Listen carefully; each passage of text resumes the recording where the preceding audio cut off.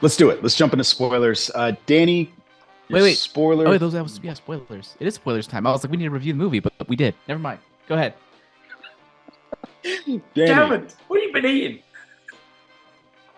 apparently the croissant was laced. Apparently. Danny, let me know why you enjoyed this movie so much. Talk to me. I honestly think it was because it seemed to me that everybody that was involved in this was actually having a good time with it. I mean, you mentioned that you found some story elements, or was it script elements that you weren't quite keen on? I actually found the humor in it actually pretty good. I found the balance between action, fun, and creating some sort of drama, making me care about the characters that were in the movie. And I guess it's because I was a little bit worried going in, and all of my worries were put at ease. So I guess there's a little bit of that. Okay, this is actually pretty good. But I enjoyed the balance between caring about the characters, whether they live or die, the actual fun, the comedy side of it. I don't think was overplayed too much. I think it had the right balance, and I enjoyed the action set pieces. Because one of the main worries for me with all the multiverse stuff is that, well, if this character is just going to exist somewhere else and we're going to see him again, why should I care if they live or die? And I actually felt that everyone that was there on screen, I actually cared about whether they lived or died, even though I knew that, we'd possibly see them again in 5 minutes or in 5 years' time at some point. So I found that balance to me was done really well, was made really well with the script. Yeah, the story was pretty rogue, but that's why I enjoyed it so much. The balance was great for me. And I guess my standards weren't, my bar wasn't set that high going in, but I'm happy that Shocked. they didn't. Yeah, shocked. Yeah, my expectations were exceeded, and that made me happy to spend over 2 hours in the movie itself. So yeah, I think it was the Nearly balance, two and a buddy. I half found the hours. balance quite right. I think they got it Okay. right for me, and I enjoyed those 2 hours. Okay. Yeah. For me, Jammer. it didn't feel long. I didn't feel those 2+ hours. Like, it went by pretty quickly. My biggest problem, In a I flash. think, Did it go past in a flash? It was right there. It was right there. it went by in a quicksilver, and it was very much for me, the biggest problem was, I think, in the script. I think one microcosm of how I felt about the script was a specific line, or a specific series of lines, when he was having a conversation with Iris West in his apartment, and he explained something in a really wonky way. And I was like, why would you say it like that? And then she responded, is that why you went into this? And I was like, oh, he said it so she could set up that line. And I had several moments like that where it just felt like it was written to set things up, and it didn't feel natural. There was another moment like that where I feel like when what's his name? What's his name? Young Barry, was being really annoying, which is a good chunk of the movie. And the old Barry kind of snapped on him. I felt like they were missing a couple of lines leading up to it. It felt Yes. very unnatural. It felt like, yes, this was close to the right moment for it to happen, but they needed more lines to get there. And I felt like there was a lot of Before that that. throughout the movie, where there wasn't enough segue between what you say and a specific reaction. Like, it was close, but it wasn't quite right, to the point where it just felt awkwardly directed. And I can't tell if it was a script issue or a director issue at this point. Probably a mix It's of a script both, issue. to be perfectly I honest. think it's a scene issue. Yeah. I would not be surprised if there was a deleted scene issue. I'm sorry, I don't mean to cut you off, but No, but I mean, that was like the biggest thing, where there are parts where it just feels kind of like layered in on each other in a bit of an awkward way between the I'm a One Piece fan. So as a One Piece fan, I'm used to really high highs of comedy followed by really dark moments, and vice versa. But this movie just felt like it was Frankenstein together a little bit. And I think that also comes to the weaker filmmaking. And I want to put this in air quotes in a couple of ways, because I think a lot of it had to do with the blocking, um, and the way it was set up. B, the poor overworked VFX artists. For me, I don't really it doesn't really it didn't lower the movie for me generally. It doesn't lower a movie for me generally when there are VFX issues. but it felt so pervasive throughout this movie that it just genuinely felt like a filmmaking issue. Now, I want to make sure I clarify. I think it's clear when he's in the Speed Force, that is a style. But outside of the Speed Force, there are still lots of VFX issues that I think do distract, especially with some of the, what's it called? Facial, what's it called? Replacement they do for Uncanny young Valley Barry type. Allen. Yeah, especially near the end. And I wonder some of them, like, I wonder that was when, what's his name was gallivanting, Offset doing things where they had to come in and somehow do a CG face for no reason. I mean, that's neither here nor there with regards to this review, but it just felt kind of unfinished on many levels. And that kind of took me out of it a bit. I still think it's a fun story, fun movie. Fun story, fun movie, but it has its problems both at a storytelling and a filmmaking level. Is it wrong to think about the fact that this movie was once supposed to be out in like 2018, 2019 when you're talking about unfinished product? Jammer, I mean, does that hold any weight? I think no, because they went through a million script revisions, so it's not like it was just sitting there and got made between 2016 and now. It got delayed because they didn't have a script to work with until a couple of years ago. So that wouldn't add to any strength in filmmaking at all. But either way, I think this is still a fun movie. I had some issues with it, but I actually am curious to talk a little bit about the DC universe and what this means for the DC universe, because James Gunn specifically said this resets the DC universe. And they even kind of made a justification for what happens at the very, very end, or for Aquaman, by having Aquaman essentially be mostly consistent, except for the timeline that Barry went back to where he didn't exist at all. But in every other moment, I guess he's consistent, whatever that means.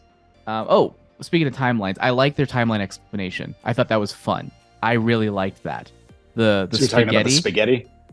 That was cool, because I remember thinking, like, how does this? I wonder if they're probably not going to explain it. And they did. And I was like, word. Okay. I'm on board with that. I like that explanation. That's a cool explanation. You know what I really liked about that? Okay, so whose explanation was better? Bruce Banner's or Bruce Wayne's?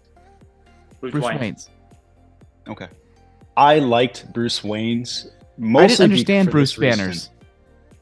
It's a lot of fun. Somebody peed on themselves. Yeah. Either it's all a joke or nothing is. You done? Still going? Got more? I have other things, but we'll talk about this timeline thing now, since you have that chart in the back that I'm sure you want to use. No, I don't. It's just there. Oh, okay. That's just garnish. That's just garnish. Oh, okay. So for me, some of the things that you pointed out are things that stuck out to me. So script issues where I got the feeling that we were supposed to feel that Barry was a little bit more annoying to other people than what they portrayed. Because by the time we do get to that scene where he snaps on younger Barry, he says like, oh, I get what people mean. But up until that point, we'd only been presented with like his annoying coworkers, and there was somebody and his annoying boss.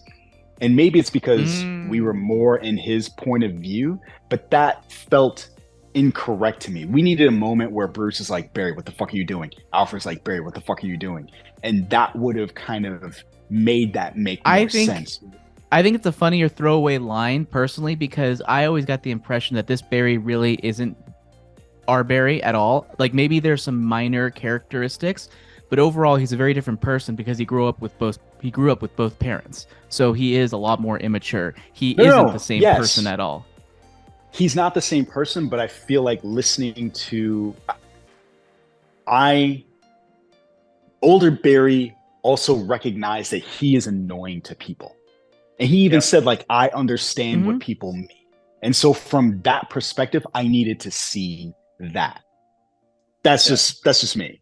For me, I get what you're saying about the stuff that happens in the speed bowl, the time bowl. What was it called? The Chrono Bowl. No, Chrono Bowl. The bowl. Oh yeah, they did give it a name, didn't they? They did.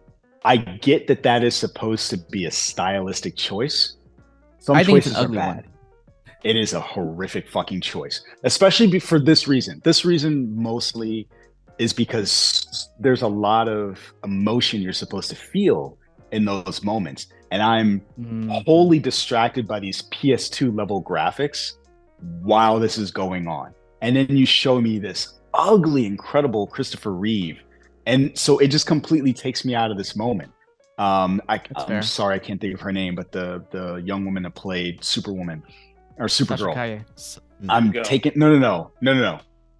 Supergirl. Oh, the old Reeve. one. In the Crossworlds one, yeah. So I'm presented with that. I'm presented with Christopher Reeve. I'm presented with a Nicolas Cage. Like, I know what Nicolas Cage looks like currently, and I get that it's a stylistic choice, but it takes me out of this moment where you're telling me that essentially the universe is collapsing and the timelines are collapsing in on each other, and I'm supposed to feel some sense of urgency, but all I'm thinking is like, fuck, like this is terrible.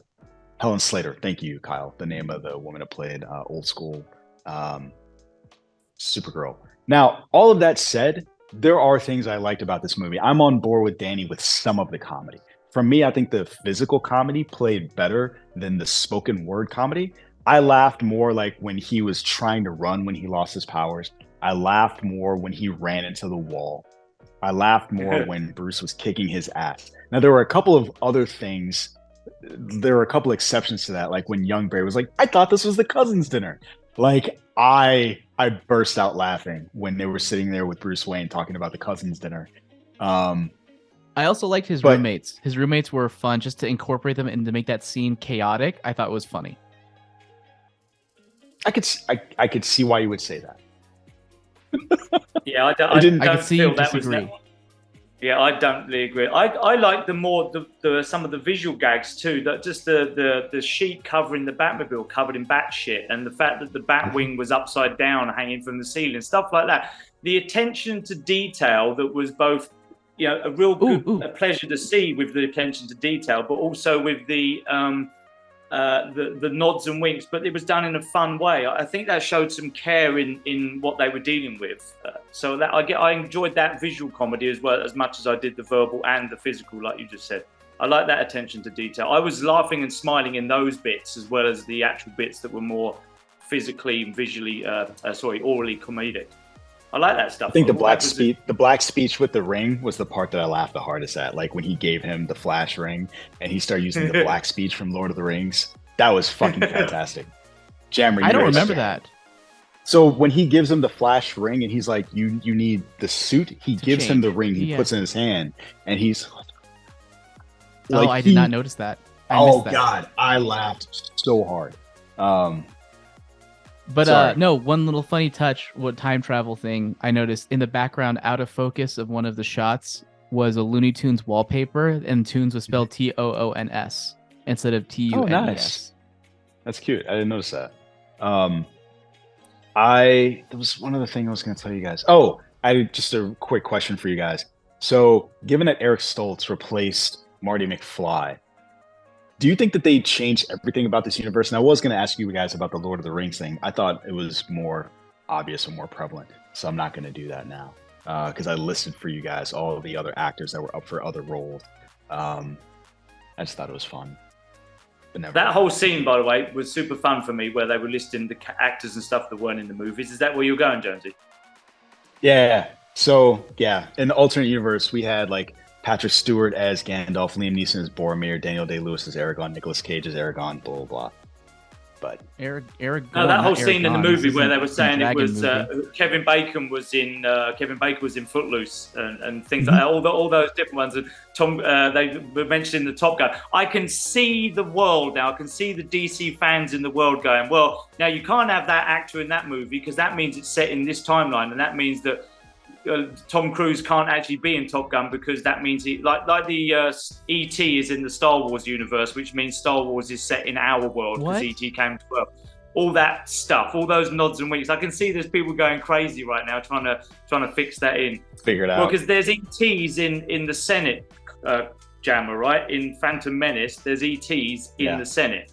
And E.T. has come to Earth, which means Earth is in the same world or universe or galaxy as Star Wars. It really is right? a galaxy far, far Darth away. Vader, Producer Kyle is shaking his head vehemently. It's canon, Kyle. Deal with it. Wait, yeah, so I've then does enjoyed that the scene. mean that Indiana Jones takes place in our world as well? Because there's that comic book where Indiana Jones Yes. finds Yes. the hieroglyphs. Everything, Okay, everywhere, I just all at wanted to be- once. Yeah, R2D2 Jesus and Christ, you guys 3PO are understand in the, Raiders of the Lost difference between a fun Easter No. egg and something that's Nope. actually Nope. like on Nope. purpose, right? Hey, No, of nope. course Who's the not. broom kid? Shut I want to up. know who the broom kid is. Is the broom kid somebody? I want to know. We got to find out who that kid is. So I got to say this I saw a couple of early reviews for this, and people were like, "This isn't a Batman movie. This is a Flash movie. I never was happier than when Michael Keaton was on screen, and two, the scene where he jumps out of the bat plane and the music is going, and he's going down towards, was it Russia or where were they? They were in I forget. Siberia, so yes. Siberia. That's it. Okay, Siberia. Siberia. When he's going down to the surface and then the music is playing and the bat plane is silhouetting the moon, I was like, I'm elated. And I don't know, you could tell me it's But not I'd a agree. Batman movie, It's not a Batman. but It's not a Batman movie. There are provides three he- fucking Batman in this movie. but it's not a Batman movie. It's not a I Batman felt it was a movie. Flash It all movie. I centers still around the felt it was a Flash. Flash movie. It's very Yeah. much a Listen, Flash movie that Listen, has Batman. when I tell you how excited I was every time like one of those things happened, like even Batfleck, to see Ben Affleck in action again, I really enjoyed that. Yep. Those to me were my favorite parts of the movie. Yeah, And unfortunately, they we were didn't done get to well, see and George they were Clooney done in with action. care. Michael Keaton as Batman in this film was done with real care, and again, the attention to detail on that little thing like the silhouetting on the moon and stuff. I think that was what made it great. It still felt like a Flash movie though, which I was pleased Oh, about yeah. because I didn't really want another Batman film. I don't literally mean it. I mean it from the perspective, like, for me as a moviegoer, those were the things that I enjoyed the most about this movie. Like even the scene where he's fighting one of Zod's minions and he's just like going at it, giving his all.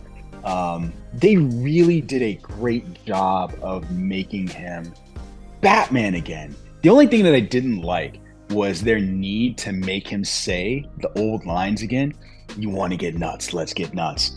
Yeah, I'm back. Like I got it. Like you got to do the Batman one, but there were a couple other things where I'm like, I don't need this. Except for one. There was one that made me laugh out loud, and it was how much do you weigh? Yeah, I think it was how much do you weigh? And he's trying to figure out how much they weighed, so he pulls out the measuring the tape. elevator up. Yeah, That's it, the measuring tape off his and back so utility that belt. line, oh, it was so good. It's so good. I laughed so hard. Yeah. Good stuff. What did you guys think of Supergirl? Can we actually use this opportunity to transition into maybe the future of the DC universe? Because I think